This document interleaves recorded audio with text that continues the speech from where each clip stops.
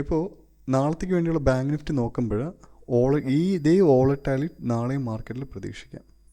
In case market നമ്മുടെ value area high, അത് 55,700 ആ റേഞ്ചിൽ സപ്പോർട്ട് എടുക്കുന്ന പാറ്റേണ് നമ്മുടെ ഓർഡർ ഫ്ലോയിൽ കിട്ടുകയാണെങ്കിൽ അപ് ടു 56,200 വരെ നമുക്ക് ബാങ്ക് നിഫ്റ്റിയെ പ്രതീക്ഷിക്കാം. വോളിയം വളരെ കുറവാണ്, അപ്പോൾ 56,200 വരെ നമുക്ക് പ്രതീക്ഷിക്കാം മാക്സ് ടു മാക്സിമം.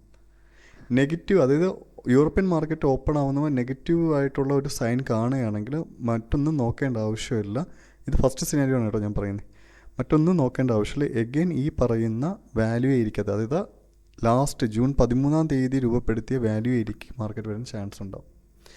അല്ല, രാവിലെ തന്നെ നല്ലൊരു ഗ്യാപ്പ് ഡൗൺ ആയിട്ട് മാർക്കറ്റ് ഓപ്പൺ ആവുകയാണെങ്കിൽ അവിടെ D+DO അല്ലെങ്കിൽ കണ്ടിന്യൂഷൻ പാറ്റേൺസ് നമുക്ക് വന്നു കഴിഞ്ഞാൽ കൂടെയും അതൊരു പരിധി കഴിഞ്ഞ് കഴിഞ്ഞാൽ മാർക്കറ്റ് പിന്നെയും സൈഡ് വേസ് ആകാനുള്ള ചാൻസ് കൂടുതലായിരിക്കും. ഈ ടൈമിൽ ക്രൂഡിൻ്റെ വില കൂടെ ഒന്ന് നോക്കിക്കോണം. ക്രൂഡിൻ്റെ വില ജസ്റ്റ് ഒന്ന് നോക്കിക്കോണം. ക്രൂഡിൻ്റെ വില കൂടുകയാണെന്നായിട്ട് കാണുകയാണെന്നുണ്ടെങ്കിൽ ഒരു അൺഎക്സ്പെക്റ്റഡ് ആയിട്ടുള്ള ഫോളിനുള്ള ചാൻസ് ഉണ്ടാവും. കാരണം ഇത് ന്യൂസ് ഡ്രൈവ് ചെയ്യുന്നൊരു മാർക്കറ്റാണ്. ഇനി കുറച്ച് ദിവസത്തേക്ക് ഒരു 4-5 ദിവസം ന്യൂസ് ഡ്രൈവ് ചെയ്യുന്ന മാർക്കറ്റാണ്. സോ അവിടെ നമ്മൾ സ്കാൽപ്പ് ചെയ്തോ അല്ലെങ്കിൽ ഈ പറയുന്ന ഡേറ്റയെ കമ്പാരിസ് ചെയ്ത് മാത്രം ട്രേഡ് ഇനിഷ്യേറ്റ് ചെയ്യുക. അതിൻ്റെ കൂടെ നമ്മുടെ വരുന്ന ഓർഡർ ഫ്ലോയിൽ വരുന്ന ഓപ്പർച്യൂണിറ്റി കൂടെ നോക്കിയിട്ട് ട്രേഡ് ഇനിഷ്യേറ്റ് ചെയ്യുന്നതായിരിക്കും ഏറ്റവും ബെറ്ററായിട്ട് വരിക. 55,200 ഒരു സപ്പോർട്ടായിട്ട് ഞാൻ പറയുന്നില്ല. നമുക്കിനി പറയാൻ പറ്റുന്നുണ്ടെങ്കിൽ 55,000 ഒരു സപ്പോർട്ടായിട്ട് മാർക്കറ്റിൽ പറയാനായിട്ട് പറ്റും നാളത്തെ കേസിൽ. ഇനി നാളെ നിയർ ക്ലോസ് ചെയ്ത്, അതായത് നമ്മൾ നേരത്തെ ചെയ്യുന്ന പോലെ തന്നെ വാല്യൂ ഏരിയ ഈ ഒരു റേഞ്ചിൻ്റെ അകത്താണ് മാർക്കറ്റിൻ്റെ അകത്ത് ഒരു ഓപ്പണിങ്ങും ഒരു റിവേഴ്സ് മെത്തേഡ്സ് ഒക്കെ വരികയാണെങ്കിൽ ആ ഒരു ബേസിസിൽ എടുക്കാം മാർക്കറ്റിൽ. ബട്ട് അത് പിന്നെയും ഞാൻ ഒന്നുകൂടെ ഓർമ്മിപ്പിക്കുകയാണ്, ഫസ്റ്റ് സിനാരിയോയും നമുക്ക് പോസിറ്റീവായിട്ട് എടുക്കാം, മീൻസ് നമുക്കൊരു ഡയറക്ഷനായിട്ട് എടുക്കാം.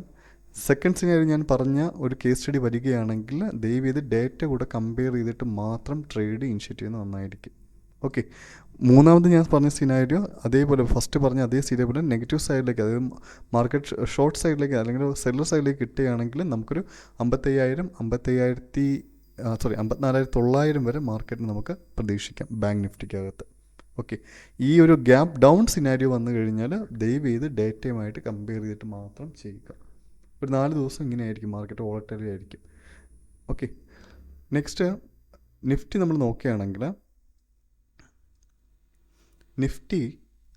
നിഫ്റ്റിക്ക് വലിയൊരു എന്താ പറയുക, ഒരു ഏരിയ കിടപ്പുണ്ട്. ആ ഏരിയ എന്ന് വെച്ച് കഴിഞ്ഞാൽ ഒരു മാർക്കറ്റിൽ കുറേ ദിവസം മുന്നേ ആയിട്ട്, ഒത്തിരി നാളിന് മുന്നേ ആയിട്ട് 23,300 റേഞ്ചിൽ നല്ലൊരു ഇൻബാലൻസ് കിടപ്പുണ്ട്.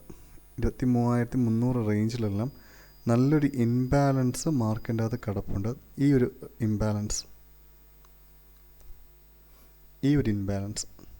അത് ഇതുവരെയായിട്ട് മാർക്കറ്റ് കവർ ചെയ്തിട്ടില്ല. ഒത്തിരി കാലമായിട്ട് കിടപ്പുള്ളതാണിത്.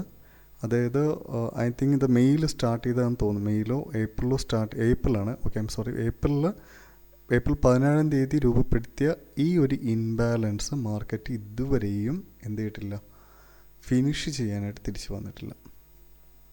സോ ഇങ്ങനൊരു സാഹചര്യം മാർക്കറ്റ് നിൽക്കുകയാണ്. നമുക്ക് നെഗറ്റീവ് സാഹചര്യങ്ങൾ, നെഗറ്റീവ് ന്യൂസസ് മാർക്കറ്റിൽ ഉണ്ട് എന്നുണ്ടെങ്കിൽ, ഈ ഡേറ്റ കൂടെ നെഗറ്റീവ് ആകുകയാണെന്നുണ്ടെങ്കിൽ ഉറപ്പായിട്ടും ആ ഏരിയ ഈ ഒരു മന്തിൽ അവരെത്തിക്കാനായിട്ട് ട്രൈ ചെയ്യും. എപ്പോഴും ആ 23,300 ഈ ഒരു റേഞ്ച് ഒന്ന് നോട്ട് ചെയ്ത് വെച്ചിരിക്കുക.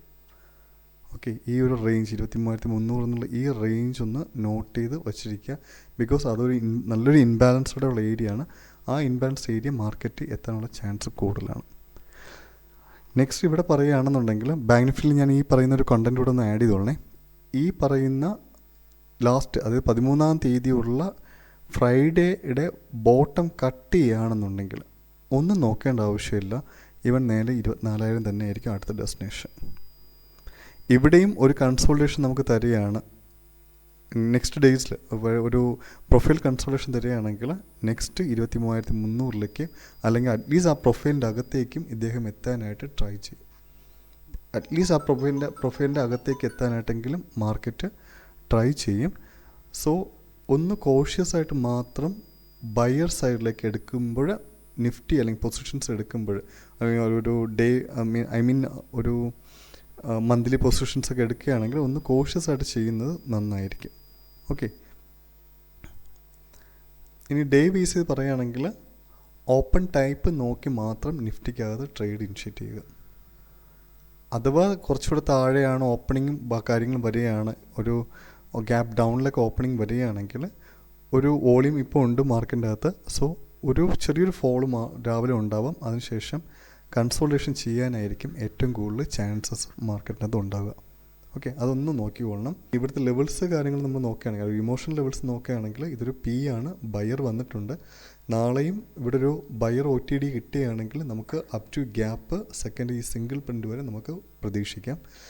അതർവൈസ് മാർക്കറ്റ് ഇതിനുള്ളിൽ നിൽക്കുകയാണെങ്കിൽ, ഇന്നത്തെ റേഞ്ച്, അത് 13-ാം തീയതിയുള്ള റേഞ്ചിനുള്ളിൽ നിൽക്കുകയാണെങ്കിൽ ദയവ് ചെയ്ത് ട്രേഡ് അവോയ്ഡ് ചെയ്യുന്നത് കുറച്ച് നന്നായിരിക്കും. നല്ലൊരു കൺഫർമേഷനൊക്കെ കിട്ടുകയാണെങ്കിലും ഒരു എന്താ പറയുക, ഒരു സ്കാൽപ്പ് മോഡലിൽ പോകുന്നതായിരിക്കും ഏറ്റവും ബെറ്ററായിട്ട് വരിക. ഈ ബോട്ടം ഒരു ഇൻബാലൻസോടെ ബ്രേക്ക് ഔട്ട് ചെയ്യുകയാണെങ്കിൽ ഞാൻ നേരത്തെ പറഞ്ഞ പോലെ 24,000-ലേക്ക് ഇവനെ പ്രതീക്ഷിച്ചാൽ മതി. ഓക്കെ, നല്ലൊരു ഫോളിനുള്ള ചാൻസ് ഉണ്ടാവും. ഇവിടെയും നാളെ ന്യൂസും ഡേറ്റയും ആയിരിക്കും മാർക്കറ്റിനെ ഡ്രൈവ് ചെയ്യുക.